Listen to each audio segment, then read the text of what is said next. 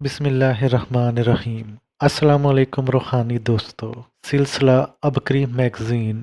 کتا اذان کے وقت بھونکتا تھا، یا کہار پڑھا اور محترم حضرت حکیم صاحب السلام علیکم۔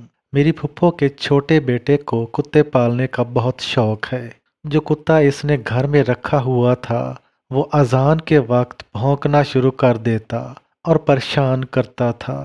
لاکھ منع کرنے کے باوجود وہ اس کتے کو چھوڑ کر نہ آتا تھا، اور میرے چاچا واپڈا میں ہیں۔ ان کی سیلری 5 ماہ سے رکی ہوئی تھی۔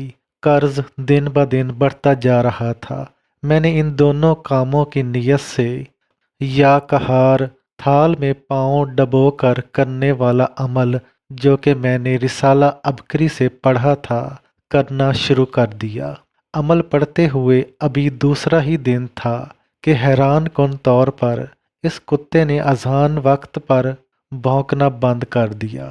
ابھی عمل کو 8واں دن تھا کہ وہ بھائی اس کتے کو کسی دوست کے ہاں چھوڑ آیا۔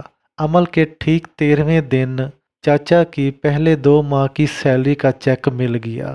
قرض زیادہ ہونے کی وجہ سے بہت پریشان تھے۔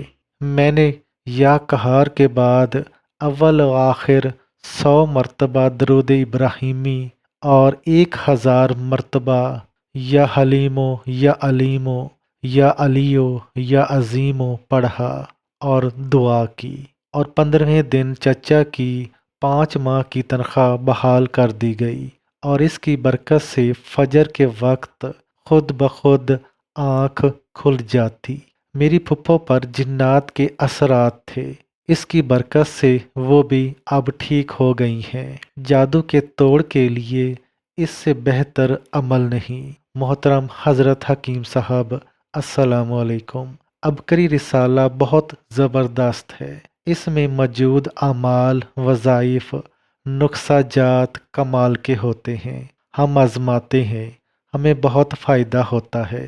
ابکری میں جادو کے توڑ کے لیے یا کہار کا وظیفہ بھی بہت کارآمد ہے۔ میں اور میری والدہ پڑھتی ہیں۔ میری امی کے سینے میں جلن رہتی تھی۔ بہت ڈاکٹری اور ہومیوپیتھک علاج کروایا مگر کوئی افاقہ نہ ہوا۔ پھر میری بہن نے ابکری سے دیکھ کر امی کو بتایا کہ وہ یا کہار کا وظیفہ کیا کرے۔ صبح و شام 11 تسبیح اول و آخر 11 مرتبہ درود شریف کے ساتھ۔ جب میری امی نے یہ وظیفہ پڑھا تو انہیں بالکل آرام آ گیا اور سینے کی جلن ختم ہو گئی۔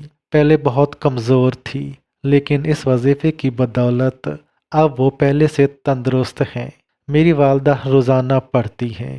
اللہ تعالیٰ آپ کو صحت و تندرستی والی لمبی عمر دے، اور آپ اسی طرح انسانیت کی فلاح و بہبود کا کام کرتے رہیں اور مشکلات کو آسانیوں میں بدلتے رہیں۔